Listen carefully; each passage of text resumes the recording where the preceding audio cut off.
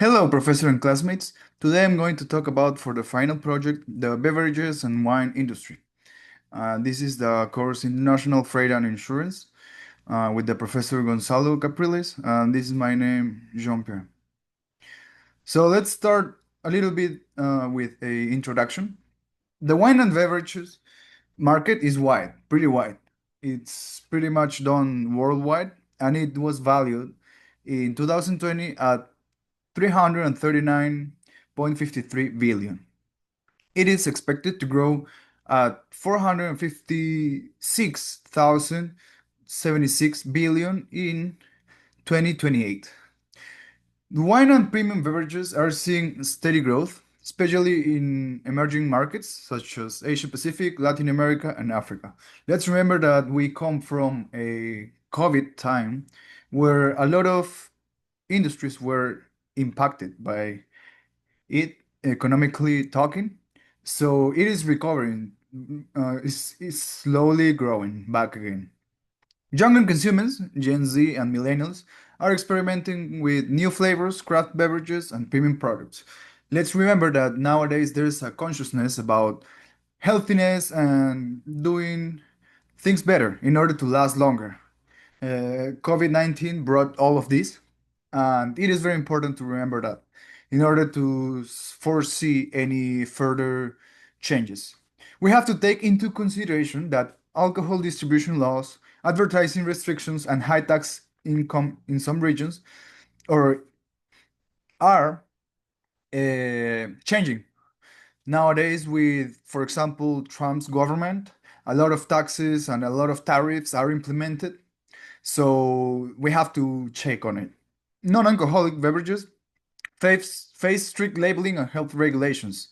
As mentioned, COVID changed a lot of stuff, and we have to be aware and be um, following all these rules that are changing, as mentioned before.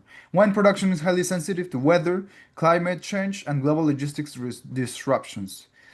Rising production costs, such as grapes, packaging, and energy, impact margins. So we have to take into consideration all of these. Saturated markets in Europe and North America, with many small and large players already set up. So being introducing new products into this market will be a little bit hard but not impossible. But we have to remember that there's always differentiation. So if we present something another way, it might be impactful and maybe we can be the next new option instead of the traditional drinks that they have already. There's also need for strong brand differentiation. As mentioned, there's a lot of demand and a lot of offers here. So we have to be very differentiated from all the other products. The transportation modalities that are the most famous here, we have to remember that all of this is um, distributed by bulk. So a lot of drinks and wine in this case will be distributed. So we have to consider upon preserving quality, ensure safety, and optimizing costs. We have to consider all of this in order to find the cheapest costs without changing any of this. There's road transport, which is the most famous, probably. Trucks and vans once the products are in land. So if we take a product from another place, let's say, for example, from Chile to the United States, it's probably gonna be better to ship it through sea freight. So it can have more options to be less costly. The advantages of doing road transports, it's flexible and cost effective for short to medium distances. Also, refrigerated trucks ensure the temperature control. Let's say, for example, wines, they have to be very well preserved as some other beverages. The challenges are traffic congestion, the changing fuel codes, and the carbon emissions. Also, there is risk of breakage if not packed properly. The sea freight. The advantages are cost effective for bulk shipments, bottled wine, beer, spirits, juice. There's also containerization that protects against damage. The challenge is long transit times and exposure to humidity and temperature fluctuations if not correctly refrigerated. There's also port delays and custom checks. We can also do, if there's a big mass production of, let's say, wines, we can put them into a big container and bottle it when it lands. But we're gonna see it in a little bit. There's also rail transportation, which is efficient for long distance inland transportation and also is more sustainable than road of air, or air. The challenges are limited flexibility because there's only so many routes and schedules, and also it still requires road transportation for the last mile delivery. Let's see the proposed solution between the United States, Europe, and Latin America. The sea freight as the backbone for international intercontinental shipments is going to be the best option because there's no other way to find it cheap and cost effective to do so. There's also the regional distribution hubs that we present that we want to have in New Jersey, Rotterdam, Singapore, and Panama and Brazil. All of these are strategically located and it's gonna be like the center of distribution. From there, it's gonna be even to ship around the country, for example. Rail plus road for inland distribution will be our best option as well. And third party logistics, they have to be implemented in order to reduce high costs. Not all the time is going to be, we don't know how other markets work, and they already set up transportation logistics, for example. They're probably our best option instead of investing in new ways of transporting. Supported by temperature control, compliance expertise, and digital visibility tools, this ensures quality, cost efficiency, and global coverage. We have to have everything monitored. The contract allocations will be for the budget 60% of it in the sea freight, 25% on the road or rail, 10% on warehousing and distribution. Let's remember that we have to um, check this. We don't want the products to stay a lot of time in warehousing or distribution centers because it is one of the most expensive parts of the logistics. So we have to shorten the times as fast as possible. Also, 5% of air freight because there's some luxury drinks and beverages that they need to be well taken care of. The fast shipping is a must. Uh, the price will be included in its transportation. Also, risk mitigation, multi-carrier contracts avoid dependency. The climate control routes to prevent spoilage, and also the backup ports. If a port is not gonna be working or it has a lot of traffic, we can also reroute. For example, from Antwerp to Rotterdam if it's congested. The supply chain management, we have warehousing and distribution. The regional distribution centers will be one in the United States in New Jersey for the East Coast and for the West Coast in Los Angeles. In Europe, Rotterdam and Antwerp is going to be the hub for the United Europe. Also in Asia, in Singapore, will be the gateway to Southeast Asia and China. The Latin America will be Panama, and also the Brazil and in Santos or Sao Paulo is going to be our center place. The functions, we need to have temperature controlled storage, inventory buffering to balance supply and demand, also custom clearance and bonded warehouse for duty suspension. The packaging and handling, we need to have shock resistant packaging to reduce bottle breakage if they are already packed. Palletized shipments with barcode and QR labels to have faster processes. Also, eco-friendly packaging for sustainability. It's gonna help a lot with all these trends that we have nowadays. If possible, send the liquid in barrels and bottles and bottled in the country of destination. This is gonna save us a lot of time, and any damage will be less tending to happen.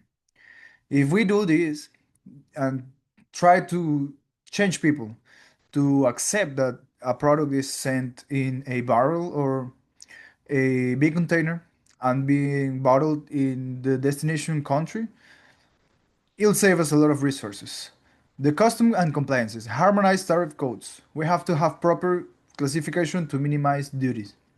Also, we have to ensure compliance with the U.S. Alcohol and Tobacco Tax and Trade Bureau, the United Europe alcohol labeling rules, China's inspection and quarantine, and Latin American import duties and excise taxes. The integrated supply chain, we have coordination across stakeholders. They all have to be in accordance. They have to talk. They have to be engaged. Wineries, distributors, freight forwarders, customs, retailers, and customers must be seamlessly connected. They have to work together. The hub and spoke model, we have regional distribution centers, USA, Europe, Asia, Latin America. They will allow faster and more cost efficient flows.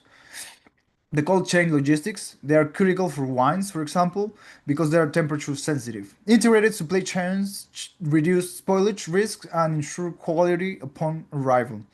The end-to-end visibility also, with integrated tracking, we have Internet of Things, um, radio frequency identification, and blockchains. This will support product authenticity, especially for premium wines, where there's a lot of money to remember. Global trade agreements. The free trade agreement, they offer lower tariffs, reduce quotas, and simplify customs for alcohol trade. For example, United States in Europe and Chile agreement boosted Chilean wine exports to Europe.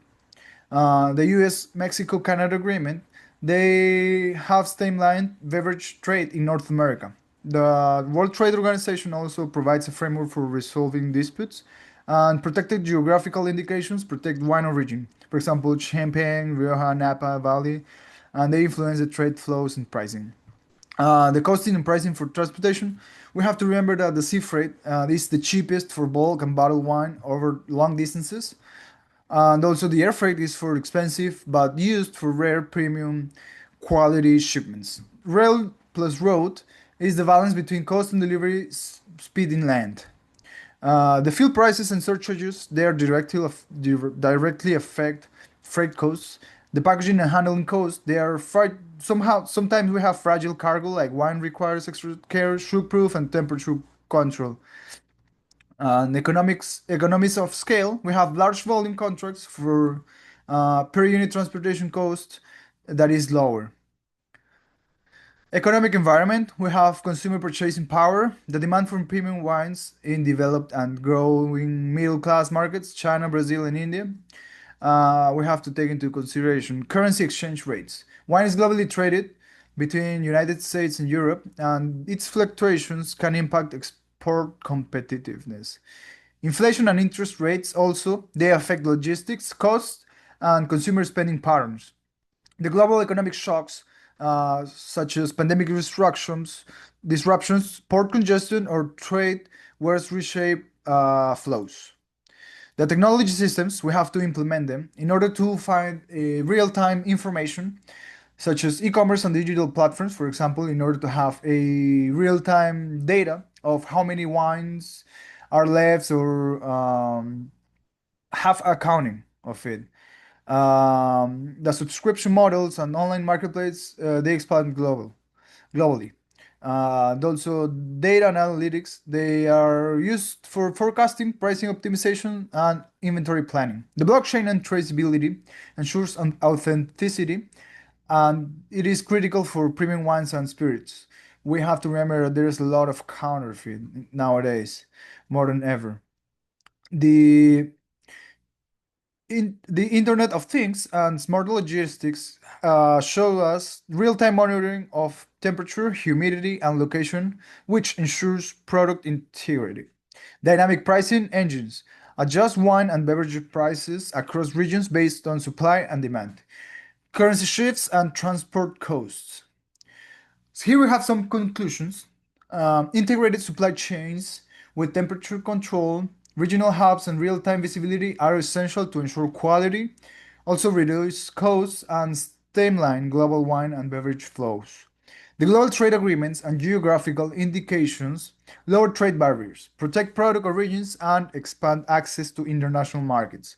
The transportation costs and pricing strategies directly affect Competitiveness, with sea freight dominating bulk trade, while air freight supports premium, time-sensitive shipments. Economic conditions and technology adoption drive demand and efficiency, with e-commerce, blockchain, and Internet of Things enabling fair pricing, authenticity, and broader global reach. Here we have the references, and that'll be it for today. Thank you so much.